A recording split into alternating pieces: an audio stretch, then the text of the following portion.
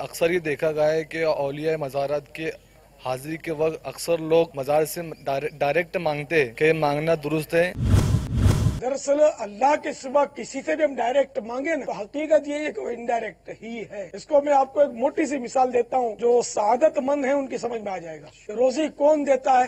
اللہ۔ کبھی ڈائریکٹ اللہ تعالیٰ سے کہا کہ یا اللہ میری جھولی میں نوٹیں ڈال دے، میری تنخواہ بڑھا دے، کبھی نہیں کہا ہوگا آپ نے۔ تنخواہ بڑھانے کس کو کہتے ہیں؟ سیٹ صاحب مہنگائی بڑھ گئی ہے، پورا نہیں ہوتا۔ دعا یہی کرتے ہیں یا اللہ میری روزی میں برکت، روزی برکت کے وظیفے بھی کرتے ہیں، لیکن مانگتے جا کے سیٹ سے۔ تو یہ سیٹ کا دینا اور سیٹ سے ڈائریکٹ مانگنا حقیقت میں یہ سب انڈائریکٹ ہے۔ کہ حقیقت میں روزی اللہ دے رہا ہے، اب وہ سیٹ کے ذریعے دے رہا ہے۔ تو جب یہ مطلب یعنی کہ گھوٹالا سیٹ جو ہے اس سے ڈائریکٹ مانگنا آپ کی سمجھ میں آ جاتا ہے، اور یہ ہمارے سچوکلے اولیاء کرام ہیں، ان کی خدمت میں عرض کرنا سمجھ میں نہیں آتا۔ سچو غوث اعظم صنم پیر آہے، سچا غوث پاک سمجھ میں نہیں آتا، یا اولیاء کرام۔